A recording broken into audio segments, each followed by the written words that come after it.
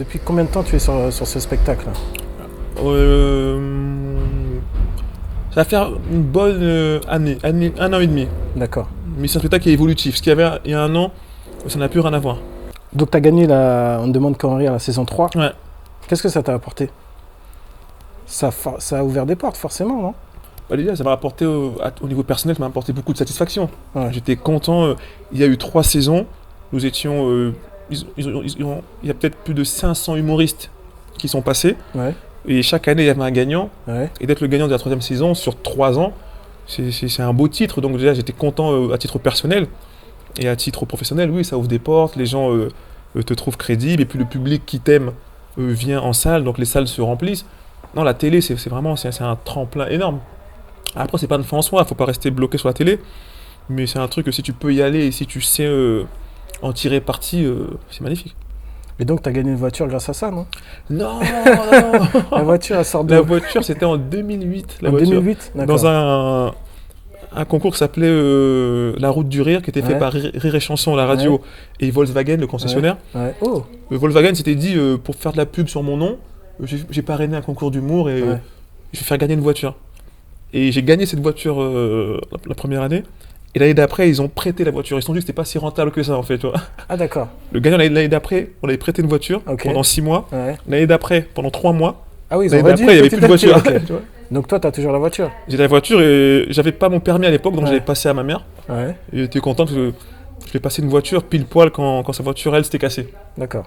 Tu vois, ce qui fait que des fois, parce que les parents, quand tu es dans les métiers artistiques, les parents ne savent pas trop ce que tu fais, ils comprennent pas trop. C'est un peu flou. C'est flou, des fois tu dors jusqu'à 16h, des fois t'as pas de costume, c'est un peu flou pour les parents. Donc ma mère, elle dit ouais, trouve un vrai métier.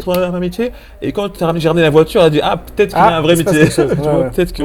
Donc ça l'a calmé pendant au moins 2 ans. Et donc le regard des parents là-dessus, c'est quoi maintenant?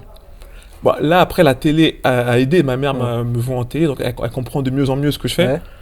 Mais ma mère est fière, bien sûr, parce qu'après, ses copines aussi. Tu vois, bien sûr. Ah, c'est ton fils. Elle joue la fausse modeste. Non, mais... Alors qu'elle est contente.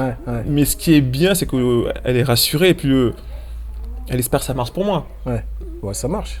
Ça marche bien, mais tu sais, les parents sont toujours inquiets. Moi, je sais, comme je faisais On ne demande qu'en rire, c'est une émission où tu te faisais juger. Bien sûr. Et souvent, les proches n'ont pas le filtre. Moi, je sais que c'est de la télé, c'est un clash qui n'est pas voulu, mais c'est ça l'émission.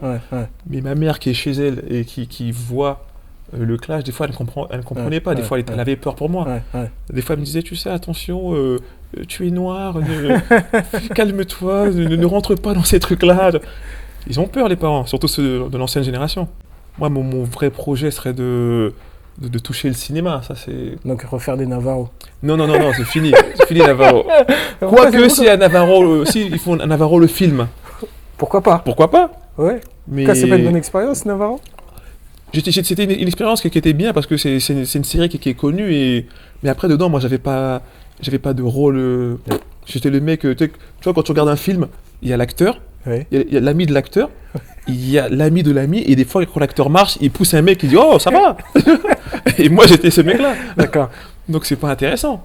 Mais avoir un vrai rôle, ce serait cool, ouais. Et il n'y a pas eu de prospection. On n'est pas venu te chercher en disant tiens, il y a peut-être un truc où vraiment tu choisis. Il y a eu des films, on m'a proposé des choses, mais il y a 2 problèmes surtout pour les comédiens en France. Pour les comédiens noirs ou pas noirs, il y a 2 problèmes majeurs, c'est que ils aiment bien faire tourner toujours les mêmes, et ça manque aussi de projets intéressants. Parce que moi, quand je reçois un casting où le mec met en tête est-ce que tu sais faire l'accent, je n'ai pas envie de répondre à ça déjà, tu vois. Et c'est ce qui est un peu dommage. Mais là, il y a une nouvelle vague de réalisateurs qui arrive, et je pense qu'il y a des bons films qui vont arriver. Villiers-le-Bel, je crois que tu as un lien aussi avec le côté hip-hop, non? Ouais, déjà, à Villiers-le-Bel, j'ai un lien fort parce que j'y vis toujours. C'est-à-dire que je suis toujours chez moi à Villiers-le-Bel. Et Villiers-le-Bel, c'est à une époque, après ça n'engage que moi. Je sais qu'il y a des fans de hip-hop qui vont peut-être regarder, ça n'engage que moi. Mais à une époque, Villiers-le-Bel, avec le groupe Arsenic, qui pour moi est le meilleur groupe rap de tous les temps. Lino, pour moi, est le meilleur MC de tous les temps, quoi. Donc moi, j'étais vraiment content d'être à Villiers, d'avoir connu cette mouvance, le secteur A, Doc Gynéco, Arsenic, Passy, Neg Marron, MC Yannick, ma super pote que je vois plus, je sais pas, MC Yannick c'était dans la Madinina là-bas en train de boire un punch, donc je sais pas il est où, mais c'était une vague de hip-hop que j'adorais. J'étais à fond dedans. D'accord. T'as pas bien cherché parce que j'ai même posé ma voix sur des CD. Ah bon? Mais sous le nom de qui? Non, on peut pas dire. Non, mais dis. Mais il y a la voix sur les CD. Alors, quel CD? Non, on va pas dire. Mais si. Il faut que ton investigation trouve les CD elle-même. Il y avait des CD, j'étais dans beaucoup de clips. À l'époque des clips du secteur A, je squattais les clips. Donc les clips de l'époque Squall. T'as rappé un moment alors? Oui. Et là, qu'est-ce que t'écoutes?